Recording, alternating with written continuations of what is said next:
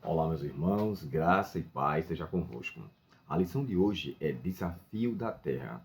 Nós sabemos que a terra foi concedida ao povo de Israel como um dom de Deus, como um presente de Deus. A terra continuava sendo de Deus, mas ele deu ao povo de Israel como uma herança, como uma promessa que ele tinha de fato feito a Abraão, Isaque e Jacó, e levando em consideração que essa terra, embora fosse uma terra cheia de grandes soldados, com os muros enormes, nem o próprio Egito, em seu maior esplendor poderio, conseguiria desapossar todos os cananeus para tomar conta daquela terra. Eles nunca conseguiriam tal façanha.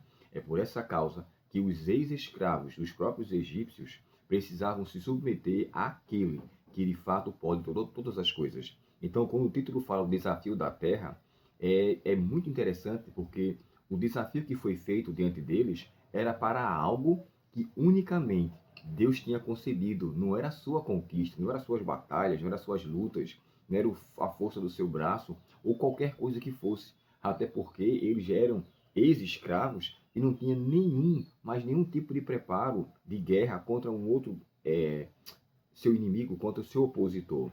Mas o que é que torna desafiador aquela terra?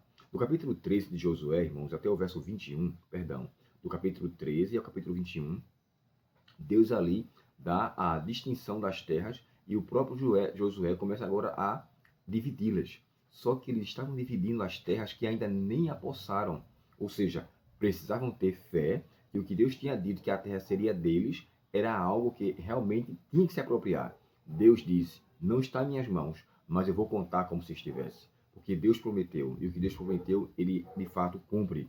E aqui nós encontramos dois pontos cruciais que os israelitas deveriam desenvolver. Primeiro ponto, eles deveriam ser obedientes a Deus, independente de qualquer que seja a sua situação.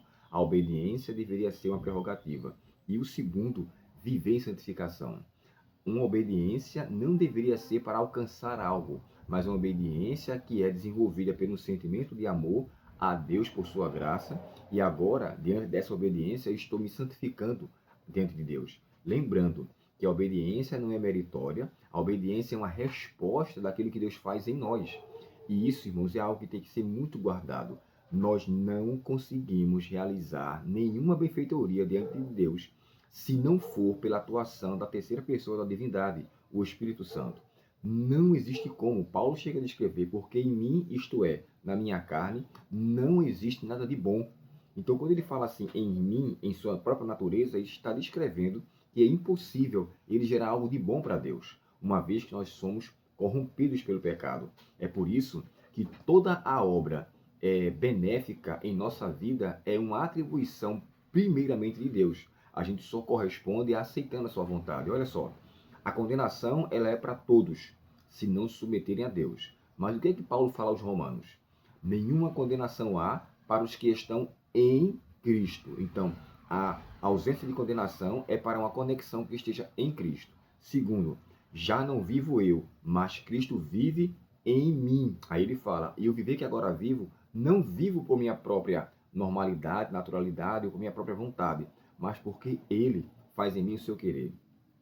O outro texto que fala assim, ó, é ele que efetua em nós o querer como realizar. Então, a obra sempre está em Cristo, o crucial, para que as demais coisas sejam acrescentadas. Para você ser transformado, para você ser uma pessoa renovada e uma nova criatura, é só cumprir o que está em Coríntios, capítulo 5, segunda carta, e o verso 17. Se alguém está em Cristo, nova criatura é. As coisas velhas se passaram. Então, assim, se eu quiser ser nova criatura, eu tenho que estar em Cristo. E isso me faz pensar, quando Jesus disse na parábola da videira, no capítulo 15, se estiverem em mim e as minhas palavras estiverem em vós, vocês então serão galardoados. Pedirá o que quiseres e vos será feito. Mas primeiro é a conexão, depois a bênção. Eu tenho que estar conectado com Deus e não com as bênçãos de Deus. Eu queria ler com vocês aqui textos que eu achei cruciais da lição e eu quero terminar com esses dois textos aqui. Ó. Hebreus, capítulo 12, verso 28, que diz assim: uma vez que recebemos um reino inabalável, sejamos gratos e agradecemos a Deus, adorando com reverência e santo amor. Eles deveriam agora viver, irmãos, em perseverança, de fato. O outro texto, que se encontra na carta também de Paulo aos Filipenses, e esse aqui eu vou colocar maior, o autor colocou aqui só o 2, verso 12. Mas eu quero ler com vocês o 2, do 12 até o 18.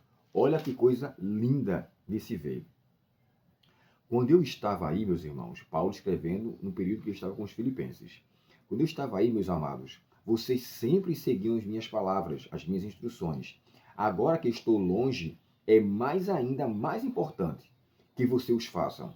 Trabalhem com afinco a sua salvação, obedecendo a Deus com reverência e temor, pois Deus está agindo em vocês, dando-lhes o desejo e o poder de realizarem aquilo que é de agrado dele. Então, é Deus que nos ajuda a fazermos as coisas para agradá-lo, porque nós não conseguiremos. Verso 14. Façam tudo sem queixa, sem discussão. Verso 15. De modo que ninguém possa acusá-los. Levem uma vida pura e inculpável, como filhos de Deus, brilhando como luzes resplandecentes num mundo cheio de gente corrompida e perversa. Apeguem-se firmemente à mensagem da vida. Então, no dia em que Cristo voltar, me orgulharei de saber que não participei da corrida em vão e que não trabalhei inutilmente. Verso 17. Contudo, me alegrarei mesmo se perder a vida, entregando-a a Deus como oferta derramada, da mesma forma que o serviço fiel de vocês é uma oferta a Deus. E quero que todos vocês participem dessa alegria. E ele conclui dizendo: sim, alegrem-se e eu me alegrarei com vocês. Louvado seja Deus por isso. Não existe nada, absolutamente nada em nossa vida que gere algo para agradar a Deus, mas é a nossa permissão da ação de Cristo em nossa vida que podemos alcançar a dádiva de sermos recebidos bem-aventurados no amado. Sabe? Apocalipse capítulo 14, verso 12 diz assim: aqui está a perseverança dos santos. E o comentário bíblico adventista descreve que essa perseverança significa resistência constante. Continue confiando, continue se mantendo, continue fazendo valer a fé que Deus lhe deu. E a herança, que é a salvação em Cristo pela sua graça, você receberá quando ele voltar. Que Deus, portanto, nos abençoe. E lute o bom combate. Faça como Paulo disse, né? Combati o bom combate, completei a carreira. A nossa carreira ainda não está completa, mas em Cristo ela será completada. Vamos orar?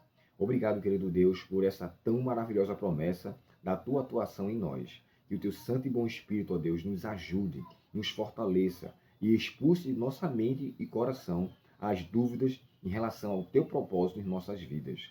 Dá-nos a tua paz, Senhor, e nos enche de tua presença. E pedimos em nome de Jesus. Amém. Deus muito te abençoe, que Ele lhe conceda um dia com a sua presença e a sua paz. E lembre-se, você é vitorioso na força de Cristo e na atuação do seu Espírito em sua vida. Forte abraço e até o próximo estudo, se Deus quiser. Até logo.